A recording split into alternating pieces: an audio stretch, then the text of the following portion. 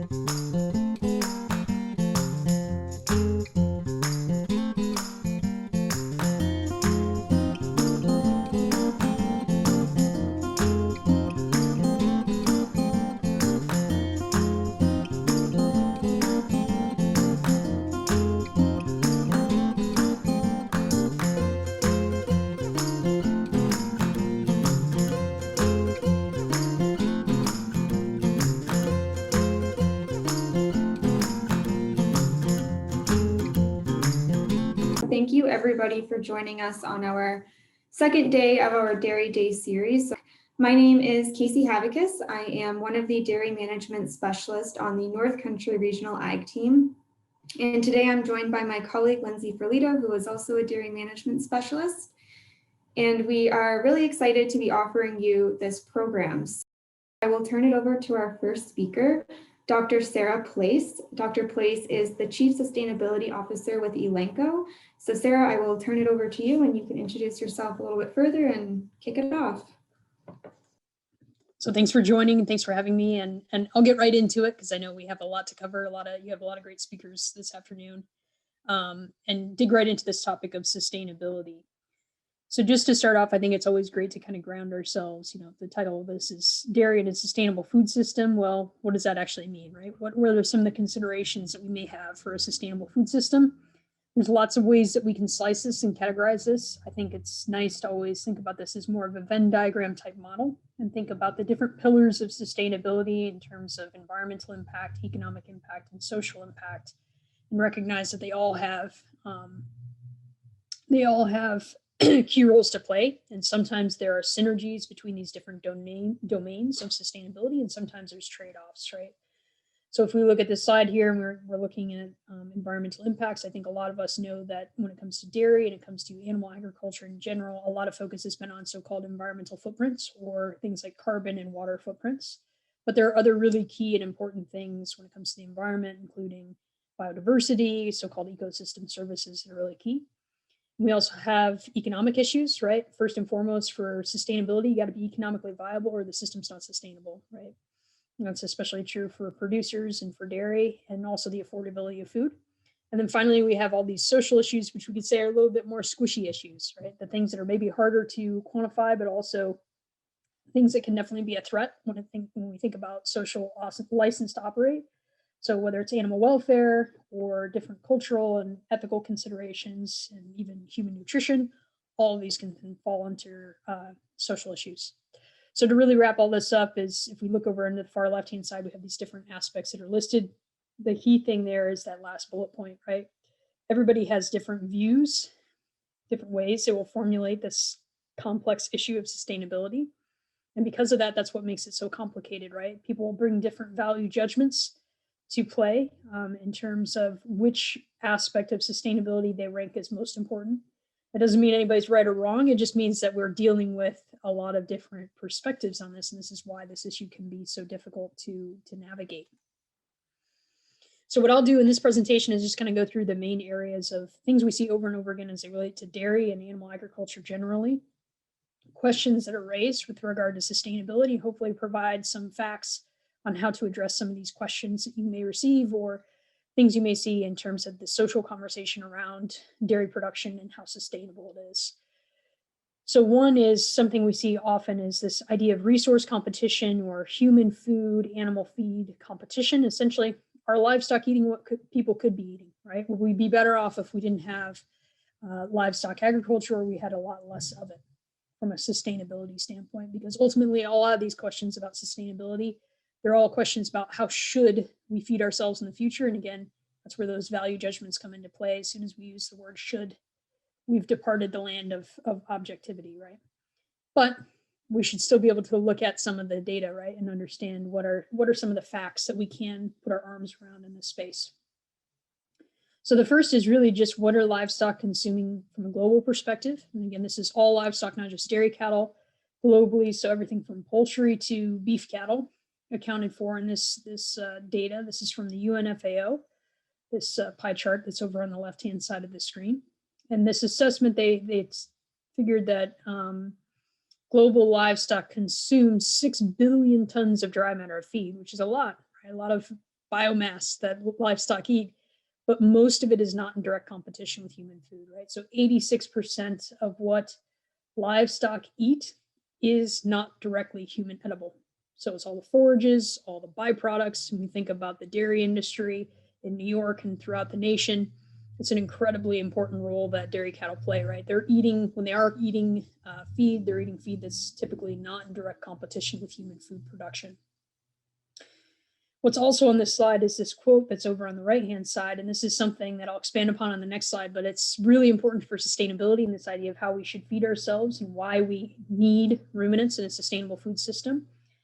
That cattle globally, they only need 0.6 kilograms, or you can think 0.6 pounds of protein from human edible feed to produce 1 pound of protein in milk and meat.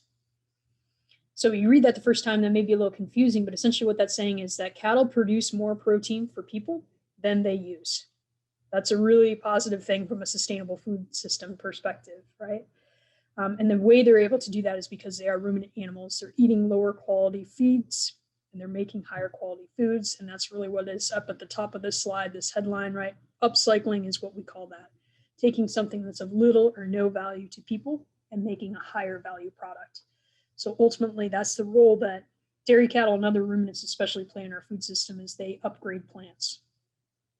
Just to emphasize this more, this whole upcycling idea, and that idea, and also really highlighting how when we talk about sustainability, we can present data in different ways and get different answers. And that's one of those key things too, as we have these discussions, is that, as I mentioned, right, there's lots of potential bias or value judgments that can come into play.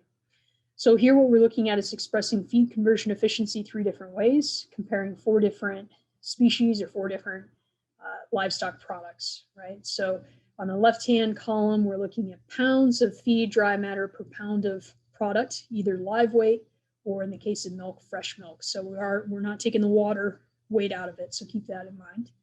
And we're comparing grain finished beef in the US from a full life cycle perspective, so the cow-calf, stocker, and finishing phases of beef, versus dairy cows, versus broiler chickens, versus pork. So this is just looking at how many pounds of feed dry matter does it take. And when you look at this, especially with the meat production species, right, there's a fairly dramatic difference between beef and pork and chicken, right? And so often people will highlight this and say, well, ruminant animals are just less efficient than monogastrics, so we should probably consume less ruminant meat products. What that doesn't account for is what we kind of hopefully intuitively understand on this call, right, is that when we think about what feed resources these different species are using, ruminants inherently are typically using a lot fewer human edible feed resources in terms of what they're consuming, right? They're not monogastric omnivores like pigs and chickens, so they're not required to eat as much protein to meet their own protein needs, right? High quality protein. So that's what's happening in this second column here in this kind of teal color, is we're looking at the pounds of human edible protein required, excuse me, not protein, but pounds of human edible feed required per pound of live weight or per pound of fresh weight milk again. So again, dairy looks good in this situation, partially because we're diluting out our impacts over a lot of production, right, in terms of daily production, but also because, again, those animals are not consuming obviously their whole ration as human edible inputs. This third column, this is taking a little bit further, and this is a little bit different concept at first if you haven't thought about feed conversion efficiency this way. But this is saying, what is the protein value to people of beef, milk, pork, and poultry in terms of human value of the protein? What are the amino acids in this protein, and how digestible are they, versus the same value of those inputs, the feed inputs going into the animals. So if we think about it in that way, actually a higher number is better. Above 1, as you can see on the slide, right, that means we actually make more high quality protein than we use. So similar to that quote that I shared with you on the previous slide, this is actually taking a step further and saying, what is the protein quality, not just the total number of human edible protein. Our ruminant species look really good, right? Dairy looks the best in this situation, because if we think about, right, just the simple math of a cow eating or producing 100 pounds of milk a day, and she's making, 3.3% protein, that's 3.3 pounds of high quality protein she's producing every single day. And so that really goes a long ways in terms of considering what she's consuming as well. So this is nothing against pigs and chickens. It's just because those animals had to eat more high quality protein, they don't look as positive as this example shows. And again, this just highlights the importance of ruminants in our food system, is their ability to upcycle and upgrade plants into higher quality products because of that ruminant system that they have in using microbial protein and not as much high quality feed inputs. So while sustainability is complex and it's more than just the environment, greenhouse gas emissions tend to be the biggest thing that draws a lot of attention. So we'll provide some context with this, but I think first we're going to do a quick poll question, essentially just getting your guess or your feedback right off the bat of what you think the percent contribution is of animal agriculture to the US total of greenhouse gas emissions according to the US EPA. All right. So looks like we get a pretty good distribution there of different answers, right? And in terms of the correct answer, it is 4%, so slight majority, right? 10 of you got that right. So what is this actually referring to? If we look at US greenhouse gas emissions data from the EPA, right? This is the latest year, was 2018. It's kind of a breakdown of a percent contribution of all the different sectors of the economy and where those emissions are coming from. And this data set also looks at agriculture, right? So agriculture in general is 9% of emissions roughly, with 5% of those emissions coming from crops or from plant agriculture, from a lot of it from soil, right? Soil nitrous oxide, and then 4% comes from animal ag. The majority of that, or the most of that, actually comes from beef, and then dairy is the second most important, with around 1.5 to 2% of emissions, if we look at it from a life cycle perspective, of US greenhouse gas emissions actually coming from dairy. So dairy isn't a 0% contribution, but it is relatively minor in the grand scheme of things. I've also put on here landfills. That's important when we think about sustainability in this bigger picture, because the majority of material that goes into landfills that actually generates methane gas, which is what this 1.7% is actually food waste. So we think about that whole system of sustainability. Reducing food waste is one of the key opportunities that we have, because that means, one, we have fewer emissions coming from landfills, but also it means we're not wasting all this agricultural production, if that makes sense, right? When we have food going into a landfill, we're essentially generating emissions using natural resources, and we're not nourishing anyone. So it's a kind of a double whammy. The vast majority, though, of emissions in the United States come from burning fossil fuels, around 75% total, right? A lot of it's transportation, electricity. Other things in this all other category would be things like residential emissions, right? Like here in New York, if we're burning oil for heating, for example, that would all be captured in that amount. So that's the US emissions situation, right? So a provocative question, but this is something that actually comes up a lot, and this is where we see a lot of this conversation regarding sustainability, is can we eat our way out of climate change, right? So whether it's plant-based burgers or some of the milk alternatives or dairy alternatives, right? A lot of the messaging around those products is actually sustainability focused. And so this is a meat alternative example, but a great example that we see also on the dairy side. So in the upper right-hand corner, this is actually marketing materials from Beyond Meat. So that patty that's below that. And what do they focus on? They say, well, we're improving human health, right? That can be questionable if you actually look at the nutrition facts panel, but this is what they argue for their product. They say they're positively impacting climate change, and they use CO2 superscript, which of course isn't a chemical formula, and I think that's kind of emblematic of their marketing strategy. They say they're addressing global resource constraints, so think what I just told you about feed food competition, right? Talking about that issue. And then they say they're improving animal welfare because, of course, their product didn't kill an animal, so they must have improved animal welfare, right? So again, I highlight this as just, this is how a lot of these products are being marketed. And this whole area of sustainable nutrition, this intersection of environment, human health, and ethical questions, right, is all wrapped up together. And these things, these conversations that are happening around that are all kind of muddled with all these different issues of sustainability. So let's just cut to the chase, right? Can we eat our way out of climate change? If we look at it from a US perspective, and I would say the answer is no.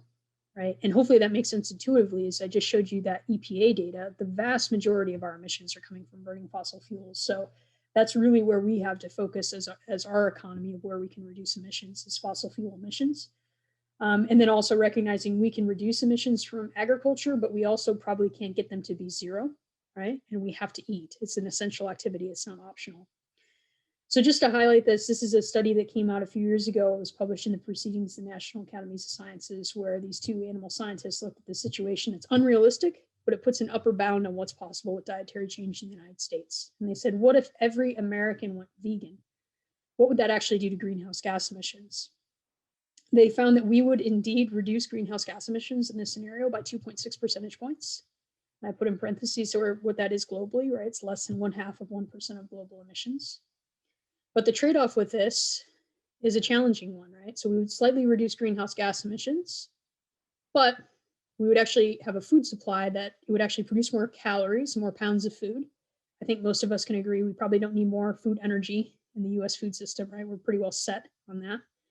But it would not produce enough micronutrients to make the whole food system actually sustain the population in the United States. And really the key nutrient there is vitamin B12. Which is only found in animal source foods and really found in abundant amounts in ruminant products because of, the biology of those animals and the higher source of vitamin B12 in those products. So you would have a situation where we would be overfed, have slightly fewer greenhouse gas emissions and not enough vitamin B12, right, which is essential for life, right? So it wouldn't be necessarily a very good trade-off.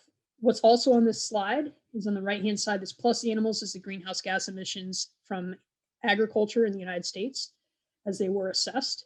So this actually looks similar to the EPA data that I shared earlier in terms of animal ag is in blue.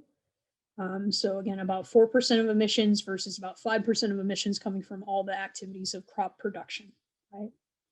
What they found is if we get rid of animal ag, we have to think about some of the trade-offs that take place. So if you get rid of animals, you also get rid of manure. And so now we have to use more synthetic fertilizer, especially nitrogen fertilizer, which has a nitrous oxide, a potent greenhouse gas emission cost. So that's why there's this gray portion. We'd need to grow more legumes, both for the nitrogen credits in soil, but also because we're going to have to eat a lot more legumes, right, to meet our protein requirements as people if we have no animal protein in our food supply anymore. So all this really highlights is that even though I told you animal ag is 4% of emissions, if you get rid of all animals, you don't just get rid of 4% of emissions. You have to think about some of the consequences that come back into play, right? And to just put a bow on this, right? Again, this whole idea, can we eat our way out of climate change? This is the impact of the entire United States population, right? 330 million people all become vegan.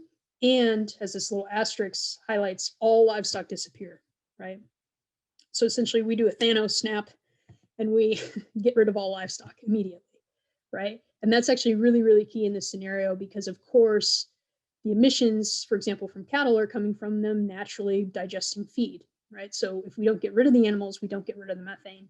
We also wouldn't be able to replace the animals with, for example, bison, which were more natural, if you will, the ruminant species that would be on the Great Plains. So this just, again, highlights other trade-offs in this whole situation. Unrealistic, but it just puts a cap on what the total amount is. And it's just not a huge ability for us, even in this unrealistic scenario, to really move the needle on emissions.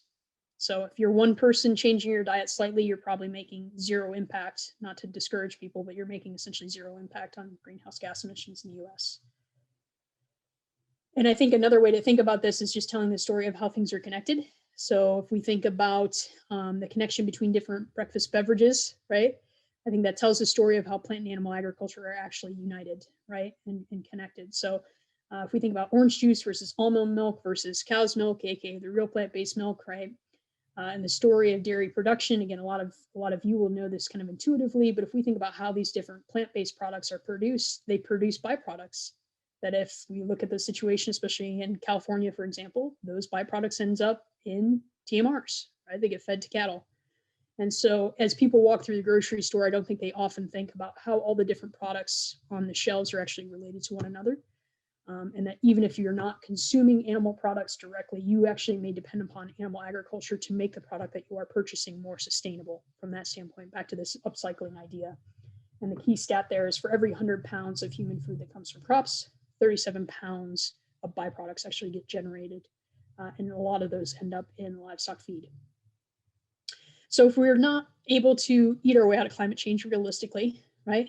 Can we improve livestock production enough, right? We have this grand challenge ahead of us, as we're all aware of improving production is really necessary because we still have a growing world population. We have increasing incomes.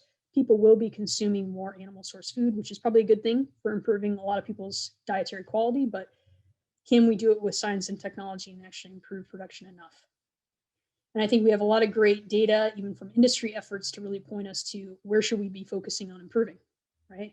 So this is information from work that was funded by the Dairy Checkoff, looking at the life cycle assessment of dairy production. I won't belabor this. There's a lot of information on this slide, but really the key points are over on the left-hand side. Where are those areas on the live animal side, right? And into processing where we can really affect things. And it's feed production, right? Making the production of the animal feed more lower emission and more sustainable in all the different aspects and ways. Reducing enteric methane emissions, I put directly here, right? So different feed additives that we can use, but also indirectly in terms of producing milk just more efficiently from an animal productivity standpoint, right? Improving the reproductive efficiency of animals, reducing health issues, right? So essentially we are reducing the total amount of enteric methane that gets produced relative to milk. Manure emissions are a really big one for dairy. As we've had more increases in herd size and we have CAFO regulations to protect water quality, we've had more liquid manure management systems, and that actually has increased emissions, right? So there's an opportunity there to reduce emissions, maybe even partner with obviously renewable energy, and lots of folks have done that. And there's a big push to do more of that. And then anything that we can do to improve energy efficiency on the farm, from lighting to milking parlor systems, can have a big impact as well, or more minor, but still an impact in terms of reducing emissions. And as I referenced, right, the key thing we know is this pretty strong relationship between productivity and reducing greenhouse gas emissions per unit of milk. So this is information from the UNFAO. On the y-axis, we have kilograms of CO2 equivalents per kilogram of fat and protein corrected milk. And then over on the horizontal axis, on the x-axis, we have kilograms of fat and protein corrected milk per cow per year. So each one of these dots represents a country average. We can see as we increase milk production per year, the carbon footprint of milk goes down, right? So that's that inverse relationship. As we improve productivity, we reduce greenhouse gas emissions per unit of milk. That's a pretty strong relationship. And this is also where we know, some of the things I just highlighted, right? We can see case study data from the Global Dairy Platform that would show this, of both animal health challenges when we think about things like BVD versus mastitis versus infertility, right? Really big one for all of animal agriculture, and definitely for dairy. If we can improve each one of these things, these percents that are in the little table in the matrix there are just showing the percent reduction in carbon footprint in each one of these countries, if we can improve each one of these conditions on herds. Right, so this is one of those areas where we have overlap of usually economic and environmental sustainability. If we can improve these measures, we're probably improving the economic viability of the farm, and we're also probably reducing greenhouse gas emissions per unit of milk. This is also something that's growing in importance in terms of the conversation, as I'm sure a lot of you are aware. One is in the finance community. So this is just the letter from Larry Fink, the CEO of BlackRock last year. He sends out an annual letter to CEOs, And he really emphasized sustainability when he sent this out last year and talking about ESG, or environment, social governance, and telegraphing that essentially your connection to capital and access to capital is going to be very much linked to disclosure on these issues and demonstrable improvement in these issues. So this affects sometimes not dairy producers directly, but it may affect who they're selling their milk to, the milk processors, right? The consumer product good companies that are then looking back down the supply chain and saying, well, where are our emissions? How can we improve, et cetera, et cetera. So I think this trend will just continue from that perspective. And we see the dairy industry responding, right? The net zero initiative from the US dairy industry is a very proactive way to go about this. They've really highlighted those same areas that they're going to try to tackle to reduce greenhouse gas emissions. And I think those are smart areas to tackle. Just to come back to the data of all this in terms of where are the greenhouse gas emissions trends for the US dairy industry. And I know there's a lot of information here, but just I've referenced this earlier, and I just want to highlight, what are some of those trends we see in EPA data from direct emissions? 1 million metric tons of CO2 emissions on the y-axis, 1990 to 2018. We see that enteric methane emissions total is actually up 11%. Manure methane's up 120%. As I mentioned, that's because as we move to more lagoons, we get more methane. And nitrous oxide's up 15%. This is just the total absolute emissions. If we take into account the fact that we're producing a lot more milk per cow, we're producing more milk as an industry, and look at the ratio there, right? That's what's on this next slide. So this is emissions intensity, CO2 equivalent emissions per kilogram of milk. So now when we look at it this way, enteric methane emissions have actually gone down per unit of milk 25%. Manure methane's actually still up. Right? So this is one of our challenges in the industry, and you can see this in the red here, right? Especially as we transition to more liquid manure management systems, we got more methane emissions per unit of milk. It's been fairly stable the last several years, and manure nitrous oxide slightly down, right? So some areas of positive progress with enteric, and manure is one of the challenges there in terms of reducing those emissions. So I know this is a fast and furious presentation, but I do just want to highlight really quickly too, because methane is so important to the greenhouse gas emission total profile for milk. You may have heard that there's a lot of different ideas about how we should account for methane. I think that's incredibly important, this whole discussion for net zero for dairy, and actually puts a very strong incentive on the industry, even more so, to act on reducing methane emissions, because we can pretty much show that we really make substantial cuts, or not substantial cuts in methane emissions. We can get a lot closer to that reality of net zero emissions. And I won't belabor this too much. And again, you do have those slides that hopefully you can refer back to, and feel free to reach out, or in the Q&A session, we'll go through this a little bit more. But the key thing here is there's been research coming out of Oxford University that if we can cut methane emissions even by 0.3% per year, we can essentially zero out the warming effect of methane emissions. A little bit more here, but the main thing is that because methane is a short-lived greenhouse gas emission, it responds a lot quicker to us cutting those emissions, right? That's kind of the simplest way I can put it. The scenarios that are on the right-hand side here just highlight that the current way that we look at methane emissions with CO2 equivalents, which I've referenced a few times in this presentation, kind of misrepresent what happens when we can keep emissions stable or even cut emissions. They make it look like we're still adding warming and a warming effect, and that's actually not true. So the key here is just what I've highlighted, right? Reducing methane emissions rapidly enough would cause the amount left in the atmosphere to go down as the methane sink outweighs the source, leading to near-term cooling. So the takeaway for the dairy industry is to say, hey, if we can tackle methane emissions, we can really position the industry as a climate change solution, right? And that's the reality of it. Just an example here, using this new metric, right?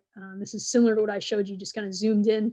The EPA data, 1 million metric tons of the old scheme CO2 equivalents, 2010 to 2018. You can again look at the main sources, enteric, manure methane, manure nitrous oxide. If we use this new scheme from Oxford, over the last 10 years, it actually makes the carbon emissions impact of dairy look worse. So this is not a get out of jail free card, but mainly because methane emissions have increased, as I told you. But the question is, going forward, as we get more technologies to cut emissions, as we get more manure management techniques to cut methane emissions, what could this look like using this new technique? And that's what this slide here is just showing you, is on the left-hand side, just going from 2019 to 2050, what would if we were able to decrease emissions, as I've highlighted on the top of this slide, 0.4% per year? Not a huge amount, right? Less than 0.5% reduction per year across all three of these categories. What does that actually look like for net zero? It means that by 2038, if we were to actually achieve this, we could essentially achieve net zero direct greenhouse gas emissions from beef, or excuse me, from dairy in the United States, right? So a strong motivating factor for us to reduce, again, both enteric methane, but especially manure methane emissions from dairy. I know that I've gone through that really quick, but just in the interest of time, wanted to introduce this concept, and hopefully we can talk about it more. Really, the bottom line when it comes to sustainability, we're trying to balance all three of these areas. And if we're going to define it, it's really about producing safe, nutritious food in an economically viable, environmental stewardship focused, and socially responsible manner, right? Balancing all three of these areas. Ruminant products, they definitely are sustainable. They're definitely a key part of a sustainable food system. We can improve, though. We can do a lot better. They provide nutrient-rich food, but livestock provide a lot more than just food, from culture to livelihoods, right? And if we think about dairy specifically, again, just to remember with this, the EPA data, right, about 2%, even from a life cycle perspective, accounting for all feed and everything, 2% of emissions come from the US dairy industry. Not a huge contributor, but a huge contributor from a societal standpoint and a nutritional standpoint. We really appreciate your presentation. All right, so we will switch gears a little bit, and I will pass it over to Dr. Nigel Cook. Dr. Cook is a professor in food animal production medicine at the University of Wisconsin-Madison campus. So turn it over to you, Nigel, if you want to start your presentation and introduce yourself a little bit more. Well, thanks so much. Good morning, afternoon, wherever you are. I'm going to be talking to you about dairy cattle welfare, looking at current and future challenges. And in the background on this slide, there's a rather sleek-looking bullet train that I rode in Japan when I was allowed to travel. And that's there because it rather feels like we're on a fast-moving bullet train when we're talking about dairy cattle welfare. It really has, the conversation's changed a lot over a relatively short period of time.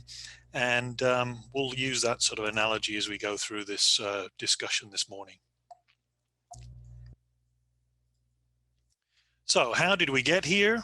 What are the current issues and where are we heading? What are the future challenges?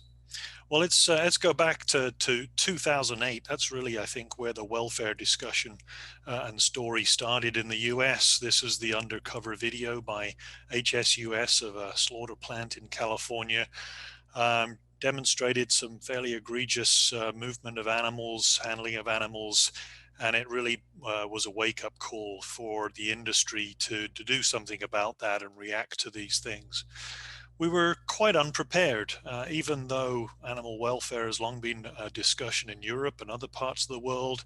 The US was somewhat behind. I think we've caught up in the intervening time, but we were quite unprepared. And to be honest, this keeps happening, and we're still somewhat unprepared when undercover videos are taken of our dairy facilities. And this was the Fair Oak scandal of 2019, really shook up the industry again over 10 years later. What comes into play, because farms ship food products to brand names, is brand name protection. And these companies have to respond to their shareholders on their social media pages. And that's where the industry is brought in to the discussion. And as a producer, I think you might sit there on your farm and wonder how these changes are put into play. We do have a very strong activist anti-ag agenda in the US. I think that's mirrored in other parts of the world, but it's very strong here. They're very well funded and quite well organized, and they influence consumers, their views, what they hear, what they see, what they read through their social media. But they exert pressure through boards of directors, stakeholders. In certain states, propositions are brought into play. And the brand names that sell you the food have to respond, and they create expectations of their source farms. And that's implemented through the supply chain, through national milk, through co-ops, and change happens. So it's kind of a pattern of how things work related to animal welfare in the US. Hopefully, we can get away from this appeasement of activism, which I find very difficult to sort of focus on. I think the dairy industry should be above that. I think we should maintain a high bar and seek to encourage best practices across the board.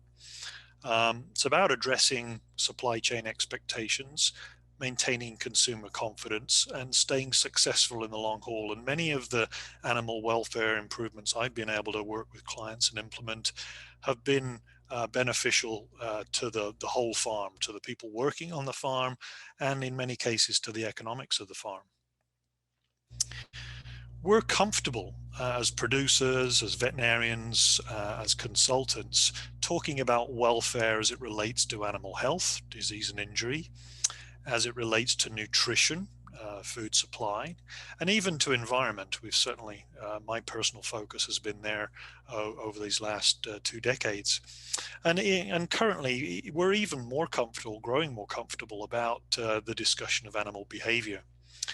Where we're less comfortable is when we start talking about the mental state of our cows. And that one's kind of difficult, but it's important because anyone concerned about animal welfare views mental state and this affective experience just as importantly as these other groups. And most recently, I think we've certainly supported the minimization of these negative experiences, pain and fear and panic and frustration and so on. But most recently, we're trying to switch the conversation to the promotion of good things, of good experiences, comfort, contentment, satiety, a sense of control, playfulness in our young stock. And it really leads us to this concept of looking at our stock and looking at a life worth living. And if you can hold on to that, it makes, I think, the discussions of animal welfare a little bit easier for us all. The major response of the dairy industry to animal welfare concerns has been through the imposition of audits. And we've seen that within the US through a variety of different programs. We've seen it in Canada, mainly through ProAction, in the UK here through the Red Tractor program, and parts of Europe through welfare quality. But there's a wide variety of different programs available. The most common in the US that you'll be exposed to would be the Dairy Farm program, managed by the National Milk. And here we create an opportunity because every farm, no matter the size or the shape, will have to demonstrate compliance with animal health and welfare standards.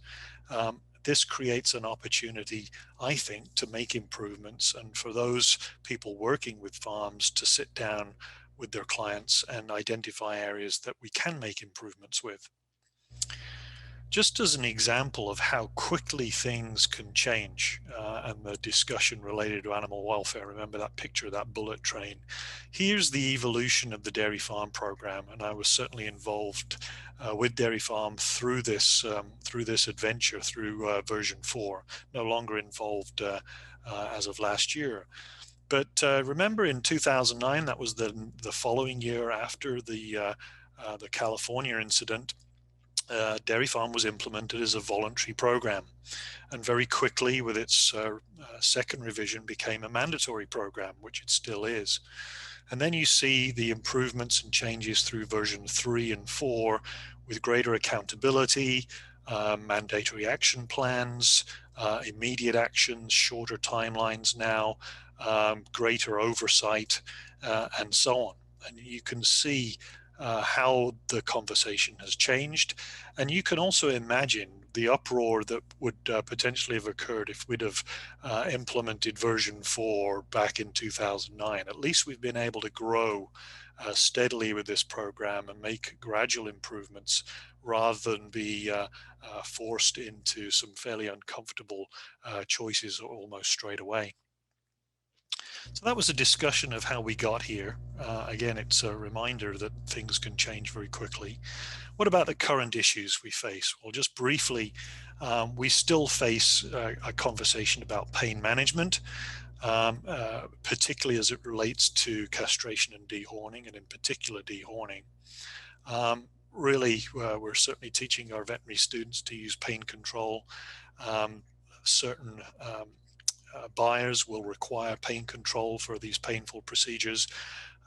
National Milk's Dairy Farm Program certainly has it as a requirement. It's a soft requirement. It's what we call a CIP at the moment. So you'll have time, 3 years to implement change. But change is certainly occurring across the board and faster in other countries, frankly, than it has been in the US. Animal handling, I think, is still a critical point for us. Many of the abuse videos that we see extremely poor animal handling, poorly trained people put in difficult positions, making bad choices as far as from my perspective. But we're not all immune. Just take a look at the back of the crowd gate in our holding areas when this gets misused, and the injuries and slips and falls that we impose on cattle at the back of that holding area almost every day. So it's still a major concern. It's still an issue that we can go on many farms and take videos of things that we wouldn't particularly be proud of. Hopefully we can avoid through good training overt animal abuse. But I think it also comes to making sure we've got better facilities for making it life a little easier for the people that we have working on our farms, so that it isn't difficult to handle cattle. Don't put them in difficult situations. And here, my good friend Carl Berge's operating what we call a bud box, which is a very simple device, relying on the fact that cows like to come from where they came. So you put them in this area, you turn around, just make sure you stand in the right place. The cows all pivot round and they enter the race nice and calmly. There's no shouting, no hitting, and you're basically putting your employees in a position to win, not a position to lose, making animal handling easy. The outcomes that we predominantly focus on in our animal welfare audits are predominantly lameness and injury. Here we've got a 3-point locomotion scoring system that farm uses. And that's really because of me. I've very much emphasized that we need to focus on severe lameness categories, not all lameness categories. To me, this cow here is an animal that we failed to prevent, but we also failed to cure. And so we failed that animal twice. And currently, Dairy Farm allows 5% of cows in a herd to be severely lame. And that might sound okay if you say 5 cows in 100, but I get pretty uncomfortable when we start talking about 50 cows and 1,000 cow dairy. And in the other welfare audits I'm involved in, associated with other companies, we're going to see the allowable proportion of severely lame cows drop below 5%, and at least one program it'll be 1% or less, because really we shouldn't see these animals, and if we do see them, we better make sure they're under treatment, and that's certainly part of some of the questions we ask of auditors, and making sure that when we see a severely lame cow, we ask what's being done to remedy it. Within animal welfare programs, we also see injury scoring for a variety of different injuries, most commonly hocks and knees. Honestly, don't really know what to do with knee injuries, and so we're moving away from that. We tried it once and didn't really like it. I think Dairy Farm still measures knee hair loss and injury, but we're predominantly focused here on severe hock injuries. Basically, any cow with a big swollen obvious hock, potentially with a sore, that's a point of concern. And again, we're allowing 5% of cows. That's our current target. Again, should be less than that, but we go to herds where 20% of the cows could have severe hock injuries, and we've obviously got to do something about that, because unlike lameness, it's very easy to see a hock injury. You walk into any parlor, the hock is right there in front of your face, so it's a very obvious issue that we need to address, and we know how to address it. Soft, comfortable bedding is the main solution. The other injury that we see being scored in these audits, now that we leave tails on cows, now we have to look for broken tails. And hopefully we can keep that at a relatively low percent, but it really says something about the quality of animal handling, the training of people on the farm. And you'll see broken tails being audited. This one's fairly obvious. Some of them are more subtle, and sometimes you'll sort of have to feel along the tail to pick up a break. But this is usually not related to machinery or scrapers. It's usually someone just forcibly twisting the tail and breaking the tail and creating a bony reaction around that break, which leads to this sort of deviation and lump within the tail. We need to avoid that. We certainly see farms where a high proportion of animals may have broken tails. Well, as we head to the future, what are the future issues? And here I want to focus on this somewhat uncomfortable area of the state or experience of the animal. We're getting into the sort of mental state of the animal. And again, we've very much focused in this area on guarding against poor welfare, and in particular, this very poor handling that you see here. Well, that gets us so far. Lack of negative welfare conditions is good, but it doesn't necessarily mean that we're promoting good welfare or a good quality of life, a life worth living. So what we're trying to do now, and we'll see many discussions focused on, is this promotion of good welfare and good feelings. And again, some of us are going to feel a little uncomfortable with that, but that's where these programs are heading. If one example of that would be the discussion about tethering and restriction of movement. The poultry industry, the swine industries had to face those discussions a lot over recent years, and the dairy industry isn't immune. There is certainly concern focused on the use of tie stall and stanchion housing. And while it's not a huge percentage of cows within the US, it is still a high percentage of farms. So almost 40% of US dairy farms are tie stall housed. And if you go north of the border to Canada, a much higher percentage of farms continue to use tie stalls in Ontario and Quebec in certain areas. The issue I see in our US dairies is a lot of our tie stall farms are older farms that have frankly not invested very much in modifying cow comfort for a variety of reasons. They're smaller dairies, and it's hard to find the money to invest in these things. $2,000 is a lot of money to find in a 50 cow tie stall to promote improved cushion in the surfaces, modifications to neck rails, tie rails, and so on.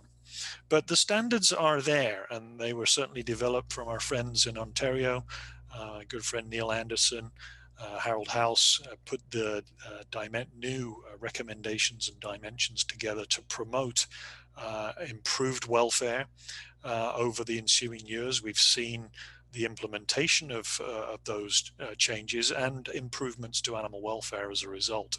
Higher tie rails, longer chains, bigger, wider, longer stalls, lower feed curbs, greater access to water. You can see that all in this picture here. But the unfortunate thing is a lot of those recommendations have not been implemented, even in Ontario, by a large number of farms, and certainly not in the upper Midwest as I've worked with our industry, again, for a variety of different reasons.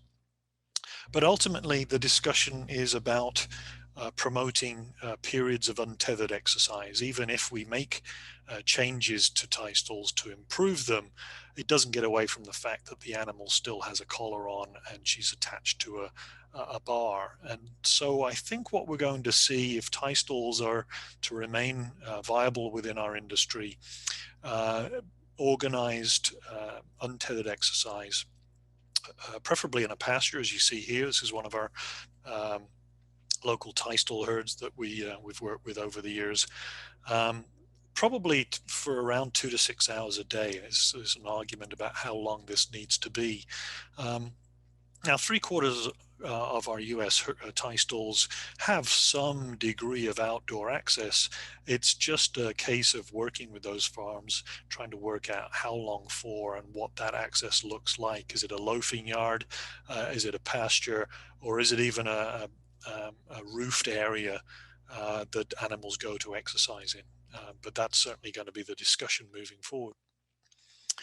And if you've got a freestall facility, you're probably also going to be involved in this outdoor access discussion as well, because rightly or wrongly, our consumers expect cows to graze. I think our modern dairy cow is a far cry from its ancestor.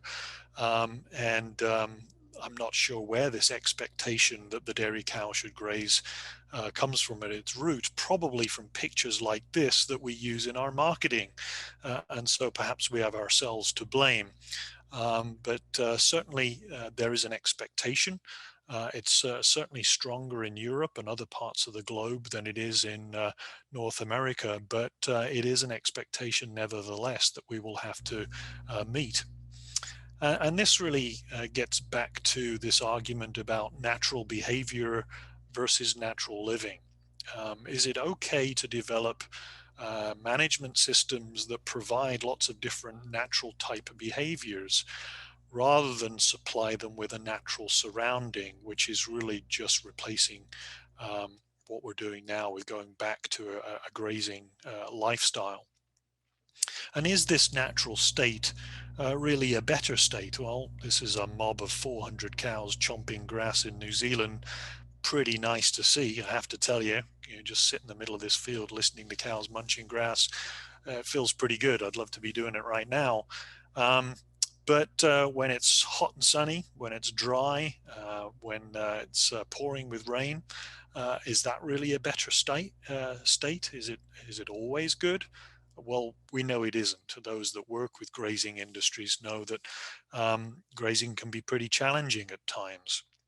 And the behavioral work that's been done over the last 10 years really shows that when we ask cows what they think of housing and grazing, remarkably, they choose both. This is a study done a number of years ago now in British Columbia, measuring the time on pasture, giving cows free access across an average day here between a fairly comfortable freestall barn and an outside pasture. And what they chose was they like to be inside during the day and outside during the night. So they kind of like both. They like the option. Subsequent studies have shown that cows like to be in the barn when it's raining. They prefer it when they're higher producing, probably more ready access to the total mixed ration. And they even like it when we overstock the barn. And so the challenge for us will be to build some type of outdoor access, which we know can be beneficial when it's done right, into our housing management systems. And certainly we have good examples of that in the industry. Certainly these exercise lots are more common out west than they are in the Northeast or upper Midwest, but we have examples of it, really allowing cows outside of the barn for some of the time. And managing that so that it doesn't turn into a big mud pile and where cows could get lame as a result. But when done so, and when done correctly, we see benefits of that planned pasture access, particularly in regard to lameness and hock injury.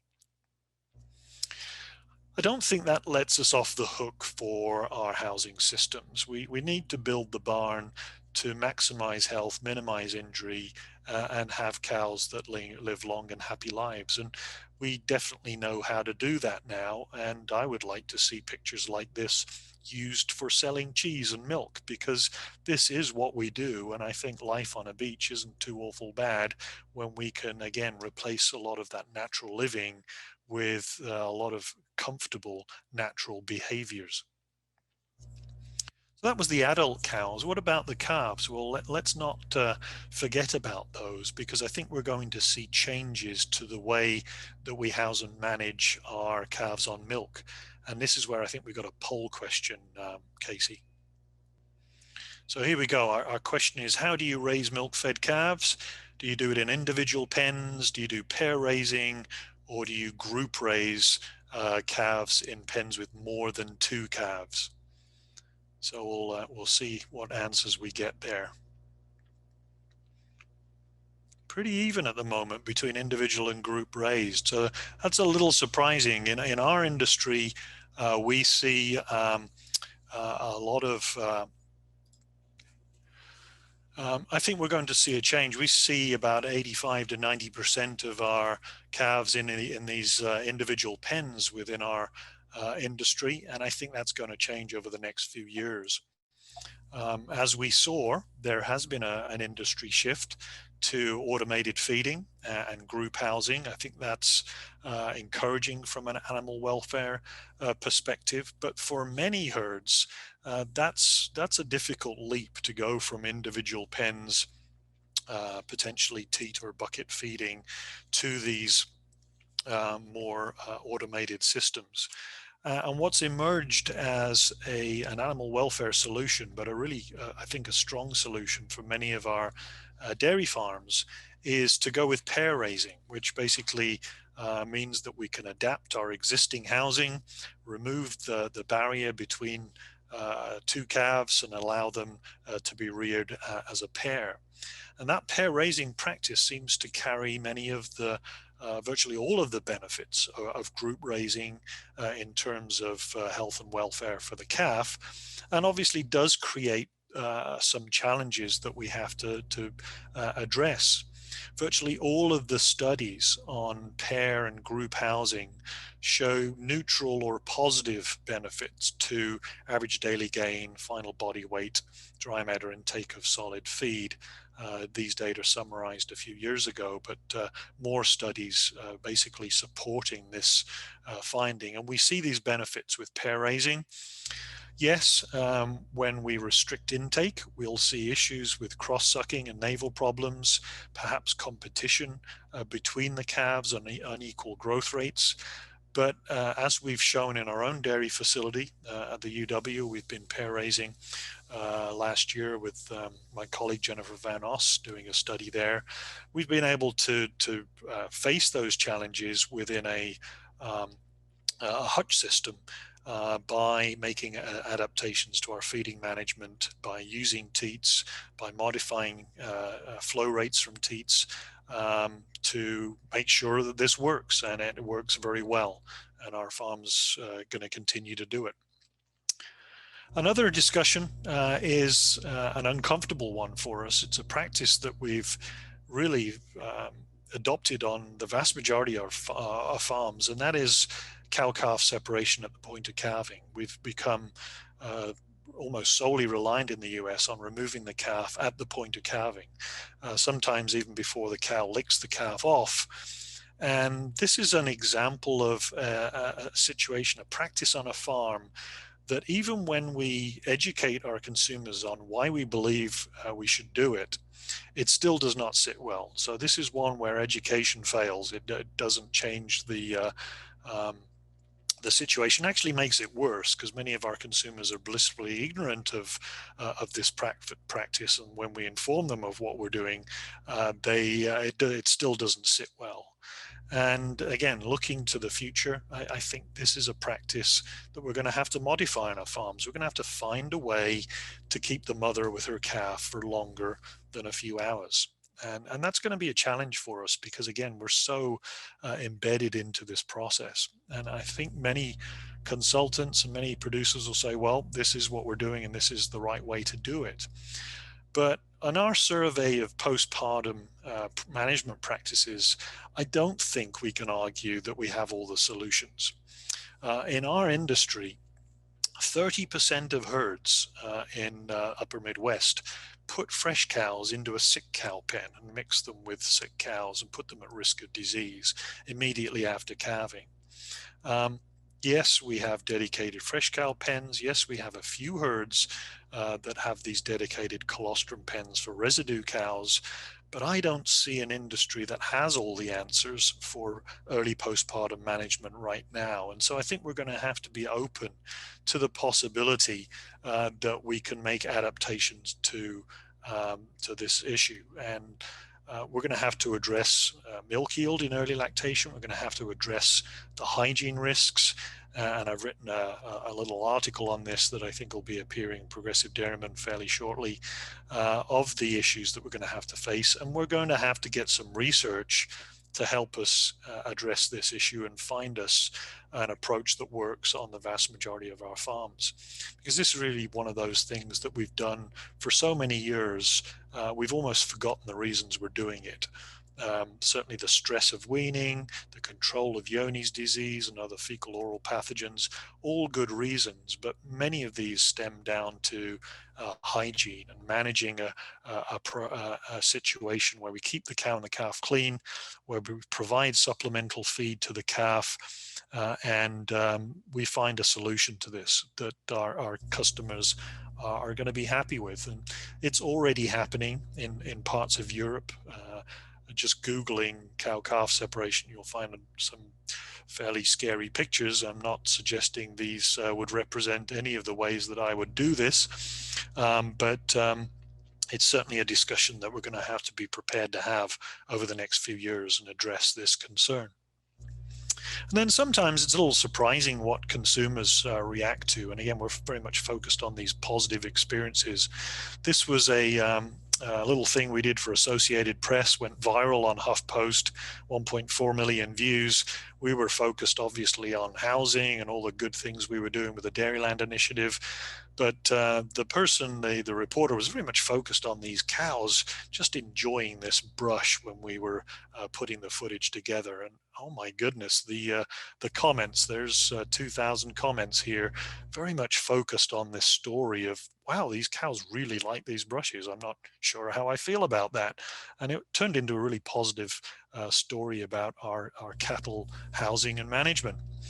And from a producer's perspective, when you give a cow a brush, you can look at the health and hygiene benefits of that. Well, you're going to keep the cow nice and clean, so that's good for me.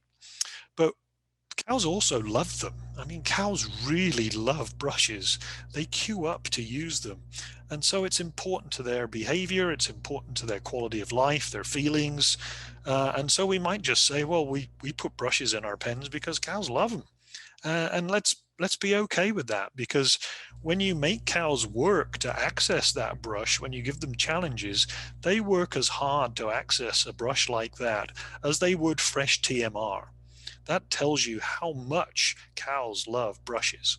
And so let's not be afraid to talk about cow feelings, because I see a lot of farms. I don't think I've been to a robot facility without a cow brush. And I see lots of farms and farmers putting these things into their facilities just because cows really like them. And I think that's a great story, one in which consumers really cannot create a negative scenario about a producer buying a brush for their cows. So that's my story. We talked a little bit about how we got here, the current issues we face and the future challenges that we have. And I want you to focus on just trying to be a little bit better every day. Don't get into the excuse business, get into the continuous improvement business. I can't do the things I do without our sponsors that support our Dairyland Initiative program, so many thanks to them. And I'll be happy to join the rest of the group and answer any questions that you may have. Thank you, Dr. Cook. That was excellent. Lots to think about moving forward for sure.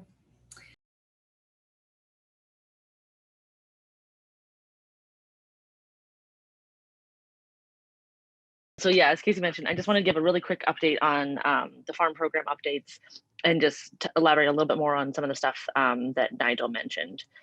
So I know we have people joining us from all over. This is obviously going to be most valuable to farmers in the US. And as a reminder, as Cooperative Extension, Casey and I are based out of the Northern New York region. So for any of our farmers or industry members joining us from the Northern New York region, we are available to help you, directly. But obviously, if anyone else has any questions after this, still feel free to reach out to us. So for those that don't know, the National Farm Program, as Nigel said, was developed through the National Milk Producers Federation, and it started in 2009. And the goal is to assure consumers and customers that dairy farmers care for their animals, their workforce, and their land, and just provide some assurance to consumers and customers. And Nigel also just showed this too. So I just wanted to circle the main change, the main update to make sure people are aware of is farm has been working in 3-year chunks. So every 3 years we have a new version. What's different due to COVID is that now version 4.0 has been extended for a year. So instead of ending in 2022, it will now end at December 2023. And I'm just really quickly going to give an overview of what version 4 entails. So for the paperwork review, similar to version 3.0, your evaluator will come out to your farm and do a review of paperwork and protocols. So make sure that you have your animal care agreement signed with employees, that you have proof of continuing education, you have your signed vet client patient relationship form, and then you have your herd health plan. Additionally, protocols for these key areas, focusing now on fitness for transport, pre-wean calf care, non-ambulatory animals, and euthanasia. And then these are some other protocols, additional stuff that they want to see included in that paperwork review. New this version with 4.0 is it's kind of a 3-step process looking at protocols. So the first step is there a protocol? And then the second step is, does the action match the protocol? And then is the action acceptable? So basically, do you have a protocol for transporting newborn calves from the maternity pen to the calf barn? Yes.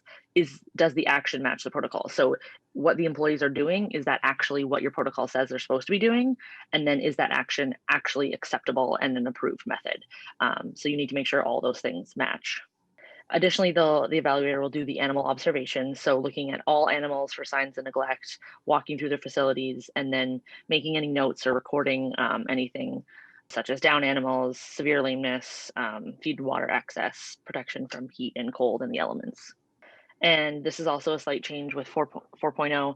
We're looking at 4 classes of animals now. So the pre-weaned heifers starting at day 3, and then weaned heifers, pre-fresh cows and heifers, and lactating cows. So if you have a smaller farm and you have fewer than 100 animals in each of those classes, all of those animals will be scored. And if there's more than 100 animals in each of those classes, then they're just going to score randomly up to the first 100. And this is just a quick overview of who's going to be, or which animals are looked at for what. So the lactating cows are really the focus. They're going to be looked at for everything: hygiene, body condition score, lameness, hocks, knees, and broken tails. Pre-weaned calves, the focus is on signs of neglect, hygiene, and body condition. Same with the post-weaned heifers. And then pre-fresh and dry cows is signs of neglect and hygiene. And then the hospital pen is signs of neglect. So just jumping into what the main changes are. Next slide, Casey. So the only immediate action that would have to be addressed within 48 hours is tail docking. So if you are in the US and you are still docking tails and you are participating in the farm program, you need to stop immediately. Thankfully, that it seems like most people are complying with that, and very few people have had to have immediate actions for that. Mandatory corrective action. So these are the kind of the more higher priority ones. They need to be met within 9 months. And looking at some of the 4.0 evaluations that had been done throughout this year before COVID shut down some on-farm evaluations, some of the key ones that weren't being met were that written VCPR signed by your vet on an annual basis, along with a written herd health plan signed by the vet. So those two are the key ones that a lot of farms aren't keeping up with and able to show during their evaluation. And I don't want to take too much time. So you can see there what the requirements are, and these will be handed out in the proceedings as well. And then there's also pre-wean calf care, the non-ambulatory animals, euthanasia, and the fitness for transport. Like I said, those are kind of the areas they're focusing on. Also differentiation between non-family employees and family employees. So now we need to make sure that non-family employees have the signed cow care and ethics agreements and continuing education. So the continuous improvement plans, those are, you have up to 3 years to meet those. So focusing on pain management and just budding calves, drug treatment records, and your animal observation. So those are the recommendations or the guidelines for body condition score, hocks, knees, lameness, and broken tails. So as Nigel mentioned, for lameness, the goal is less than 5% of the lactating herd to be severely lame. Again, of the ones that have been done to date for 4.0, broken tails was actually a problem. Most of the continuous improvement plans revolve around broken tails. That's an area of needed improvement on a lot of farms. The family employees now have to have signed cow care agreements, as well as continuing education in those priority areas of stockmanship, weaned calf care, or pre-weaned calf care, non-ambulatory animals, euthanasia, and fitness for transport. Just a reminder of what continuing education can look like. There's a lot of different ways to achieve it. Just attending a session like this, if it applied to one of those areas, that would count. And just a list of the resources there of places that you can reach out to if you have any more questions on the farm program, how you on your dairy can meet the requirements, and my contact information is at the bottom there. So feel free to reach out to me. Thanks, Lindsay.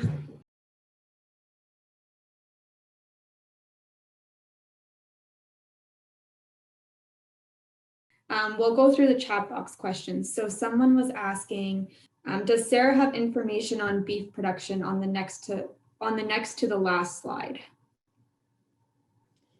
Yeah, and if the person that asked that, if you are still on, feel free to jump on and clarify which slide you're referencing, but I'm guessing it was that kind of future look at when we could achieve net zero, if you will.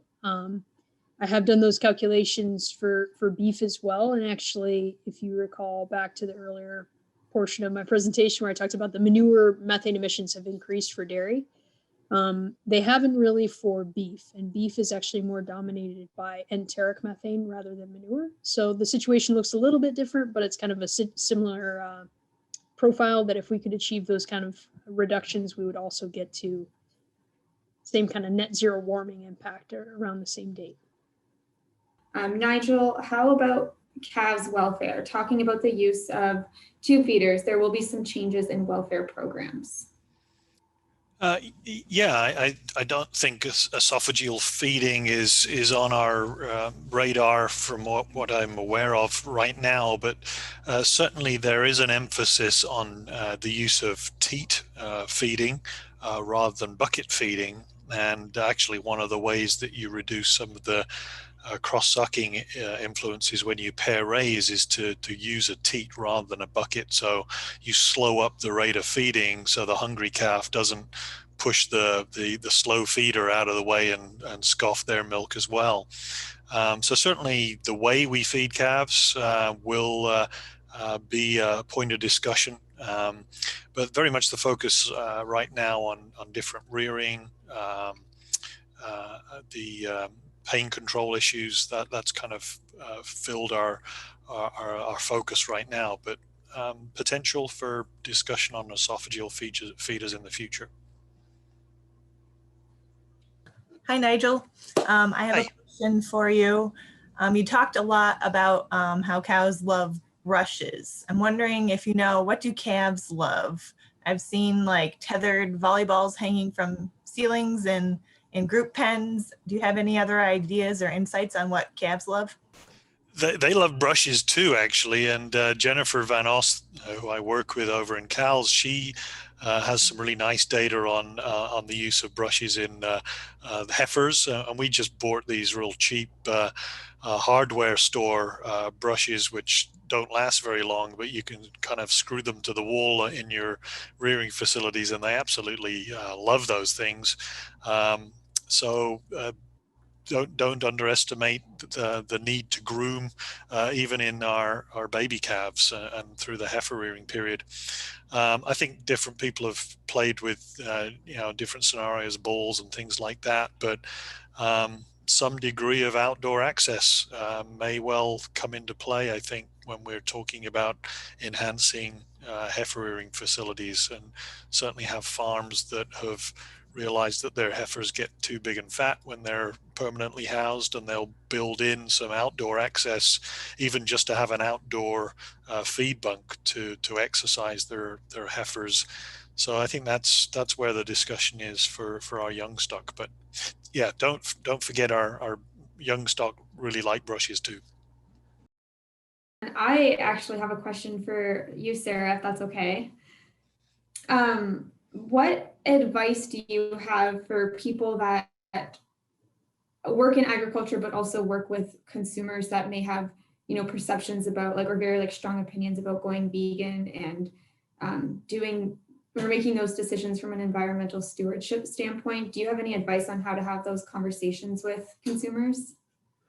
Yeah, I think it's always good to be respectful that people are going to have different choices, right? And it's good to maybe ground ourselves in the reality that there hasn't been any appreciable real, impact in terms of folks that are really increasing conversion to veganism, if you will. Usually there's about a churn of people go vegan and then they kind of fall off the wagon, if that makes sense. So from that context standpoint, I think having those conversations is really just about presenting some of these things that are presented as either or and saying they're not either or, right? So that was kind of the point of showing that example of the beverages connection, right? And highlighting some of those stories of when you're walking through a grocery store, you may not think that these things are related and they're connected, but they are. And here's a great example of how. And bringing some of those statistics, if you will, to life with those more tangible examples, I think is usually pretty effective of highlighting that to people and just making them realize again that even if you don't consume dairy products, dairy cattle may make your life more sustainable from that standpoint. And really, it's just about, as the other two speakers have highlighted really well, right? It's about getting better over time. That's what all of this sustainability conversation is about. Thank you. Lindsay, continuing education for foreign workers will be mandatory in the farm program? Yes. So regardless of who your workers are, if they're non-family, then continuing education is a mandatory corrective action plan. So yes, it's required. And then family is a continuous improvement plan. So yeah, regardless of who your employees are, if they have responsibilities relating to animal stockmanship, so basically any worker working in your barn, pre-weaned calf care, euthanasia, down cows, and fitness for transport. So any workers that have responsibilities relating to those 5 areas would need to show continuing education in those areas related to them. So obviously, if you've got a worker that just comes and helps out in the springtime to plant corn and they never touch a cow, then it's fine. They're not part of that. It's relating to workers that have responsibilities in those 5 areas. Thanks, Lindsay. So we have another question for Nigel. Nigel, when do they typically separate cows and calves in the European systems you described? Is there a grouping setup that you think would work best? I think it's all over the place. So difficult to answer the question of what people are doing in general. I think what we should focus on is the fact that we have a lot of farms with 3-week fresh pens. They're typically free stalls. So I think we need to look at our designs and say, okay, there needs to be an adjacent bedded pack area where cows and calves can be commingled. Adjacent to that, there needs to be a calf rearing area where calves can be likely individually housed because it's going to be predominantly the first week, maybe pair raised thereafter, but they can be supplementary fed. If we're supplementary feeding the calves, they're not going to suck too much milk from the cows. We'll be able to milk the fresh cows twice a day, probably not 3 times a day. And at night times, we let them together and kind of build that as our sort of model for that sort of 3-week period. Can we get that to work? Obviously need somebody to do it, need research to tell us whether that's going to be successful or not. But I think that's what we're talking about, is some way of mingling the cows and their calves together in a controlled manner, in a hygienic manner, not losing the fact that we're predominantly going to house our fresh cows in free stalls most of the time, that we're going to need to supplementary feed our calves to make sure that we're not going down a sort of single suckle kind of approach, which is more like a beef farm. That's, I think, the solution that we need to be looking at. But we need some folks to consider doing it and see if it can work. Thank you. So Lindsay, are dairies prohibited to purchase heifers from sources that dock tails under the FARM program?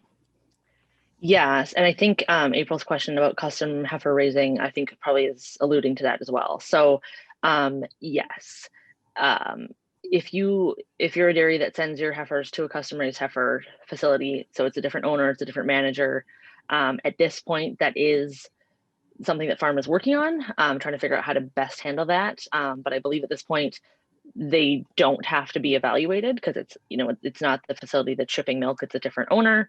So they're not technically part of the farm program. That being said, you as a farmer, knowing that you're participating in the farm program, are not allowed to purchase animals that have been docked. So that's something that if you're a farmer and you're sending your animals to a heifer raiser, you need to be telling them, do not dock these animals, because when they come back to my farm, they're not going to be accepted under the farm program. Thanks, Lindsay. That's a really good point to make.